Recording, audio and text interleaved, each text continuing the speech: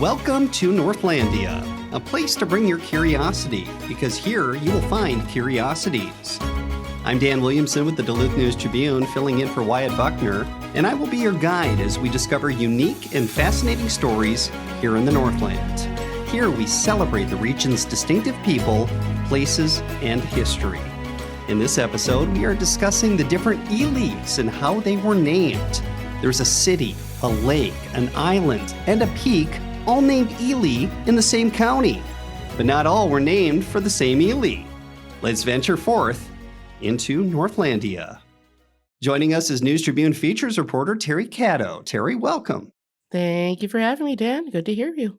Thank you very much. Terry, how did this story or idea get onto your radar, and why does this fit into Northlandia?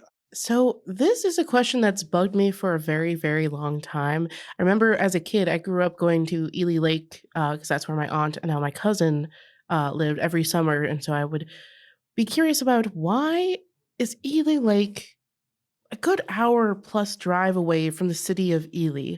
And it just kind of bugged me, but it was just, it was a thing that was there. It didn't really bother me that, it was there, but it wasn't. It wasn't until I moved to Duluth and then heard about Ely's Peak that I was like, wait, so there's another Ely thing that's like 2+ hours drive away from the city of Ely, a good hour away from Ely. Like, why are there so many things named Ely and why are none of them by each other? And so I'd had that in mind for Northlandia for a while now, but I was like, is that enough to like pursue for a story? And finally we had a discussion at a Northlandia meeting about a little over a month ago, and I just brought it up, and people are like, yeah, I mean, if you dig into it, I'm sure you could find some interesting things, and I think I really did. So I think it fits because it was literally a curiosity that I had, and I found it even curiouser as I kept digging further into it. And of course, for those that are unaware, you're an Iron Ranger, Gilbert Yes. gal, so whether you were home growing up or now here in Duluth working with the Duluth News Tribune, seems like there's been an Ely nearby, all the Ely's drivable distances. I can't escape Ely. I mean, even if I were to move to England, there's an Ely in Cambridgeshire. And I was curious if that was related to any of these. And maybe indirectly in that somebody's last name of Ely could have come because they came from Ely, Cambridgeshire. But it's not like the direct descendant. Like they didn't say like, we're going to name this place Ely after that Ely. So I was curious. You never know. It could have been. So let's get right into it. Why so many Elys?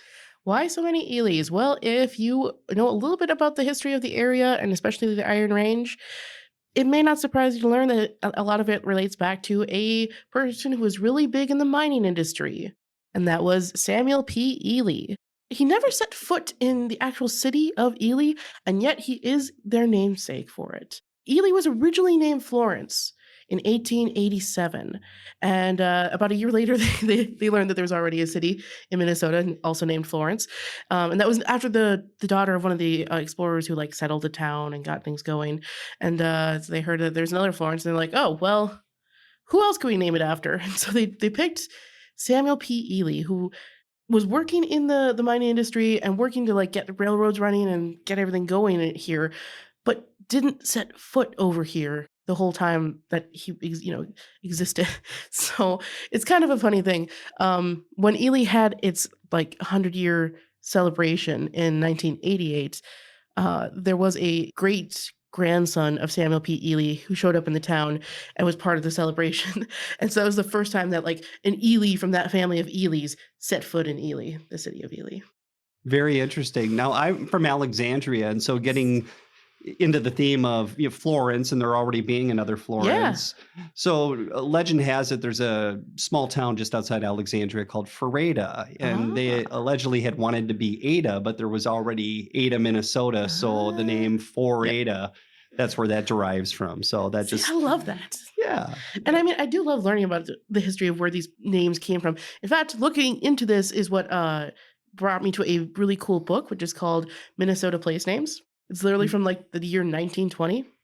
It deals a lot with Minnesota place names and their origins and why they're named this, that, or the other thing. There was one discrepancy in that book, though, in that that book says that the founder of Ely was named Arthur Ely. I couldn't find records of an Arthur Ely, so I think maybe that the author of that book maybe was just mistaken about the first name of the man. And what he describes as a person sounds an awful lot like Samuel P. Ely. So I'm pretty sure that's what happened. I could be wrong. I put it in there just for the sake of transparency, but also I think that's what happened. And speaking of Samuel P. Ely, Yes. so were all the Elys named after him? So the city of Ely was, and then if we go pretty close by, if we go to Lake Vermilion, there is an island off of Stunts Bay that's also called Ely. That was also named for Samuel P. Ely. From what I can find, it sure sounds like Ely Lake was named for Samuel P. Ely, but I can't find a direct record saying so. That book that I mentioned, Minnesota Place Names, it credits different names that used to be for that lake, but it doesn't say what it was named for now. So it wasn't a really clear documentation for that. And I contacted even the DNR, and they're like, we think it's Samuel Ely, but we're not 100. Like, we don't have documentation on that. I'm like, okay, I appreciate you even taking a moment to answer. So yeah, so 3 out of the 4 Elys, Samuel P. Ely, as well as a shipwreck off of the coast of Two Harbors of a ship that was also called Samuel P. Ely. So I guess 4 out of the 5. Oh, interesting. Okay. So that leaves Ely's Peak then. Ely's Peak was named for a different Ely who was even earlier than Samuel P. Ely. So we're talking 1830s, 1840s, which was named for the Reverend Edmund Franklin Ely, who was a missionary from Massachusetts who moved to the area, mostly the Fond du Lac area, which is right nearby where Ely's Peak is located. And he was there as a missionary.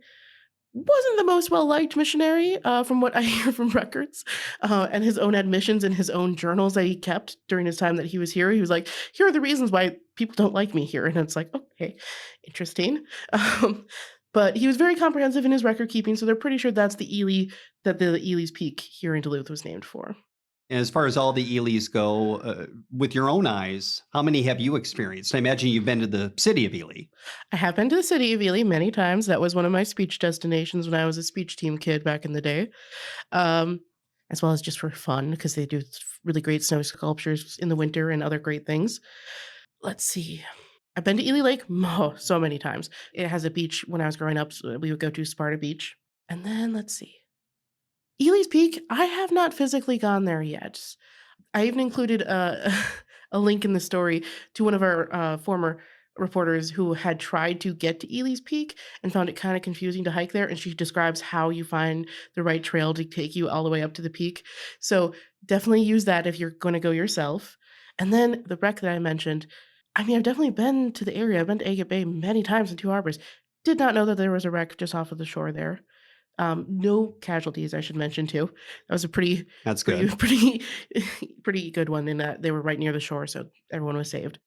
And then Ely Island. Have not been to Ely Island because it's only accessible by boat, and I just haven't made it onto Lake Vermilion in ever, possibly? I'm not sure.